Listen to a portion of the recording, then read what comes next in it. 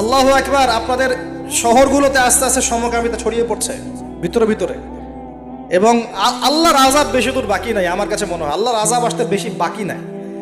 আসার মতো যোগ্য আমরা আগেই হয়েছি।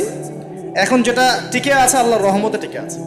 যদি আল্লাহ পাক কোনোদিন যাররা পরিমাণ শাস্তি প্রদান করতে চান, তাহলে আমাদের কারো রক্ষা থাকবে না। থাকবে? সমকামিতা ছড়িয়ে পড়ছে, সারা বিশ্ব জুড়ে ছড়িয়ে পড়ছে। অনলাইনে এগুলোকে উস্কে দেওয়া হচ্ছে, অফলাইনে এগুলো নিয়ে আন্দোলন হচ্ছে। তারা এখন অধিকার চাচ্ছে। তাদের রেইনবো ফ্ল্যাগ আছে, 7 রঙের ফ্ল্যাগ, ওদের আইডেন্টিটি। তারপরে বিভিন্ন জায়গায় সমকামিতার পাঠও দেওয়া হচ্ছে। সুবহানাল্লাহ। হ্যাঁ, বইপত্রগুলো তো সমকামিতার পাঠও চলে আসতেছে। মানে এগুলোকে বাক স্বাধীনতা বলা হচ্ছে এখন। না, এটা বাক না, বলে ব্যক্তি স্বাধীনতা। কি বলে? ব্যক্তি স্বাধীনতা। আস্তাগফিরুল্লাহ। তো দেখুন, এটা এমন পাপ যে পাপ সম্পর্কে নবীজি সতর্ক করেছিলেন। তিনি বলেছিলেন যে আমার উম্মতের উপরে আমি যে কয়েকটা পাপের ব্যাপারে বেশি ভয় পাই, তার একটা হচ্ছে শিরকের পাপ। আমার উম্মত মূর্তি পূজা করবে।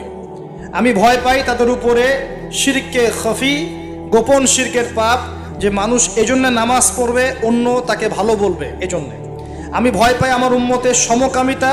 আমার উম্মতের সমকামিতা ছড়িয়ে পড়বে। পড়েছে কি পড়ে নাই? শাস্তি আসবে কি না এখন? তাহলে আরো সামনে যান। ফেরাউন এবং তার দলবলকে আল্লাহ পাক ডুবিয়ে মেরেছেন। মারাছেন না?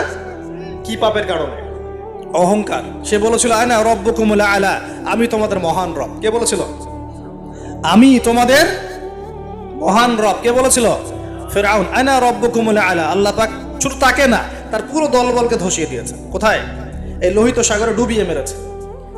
ওই যে হারুন, তারপরে যে করুন, ফেরাউনের সাথে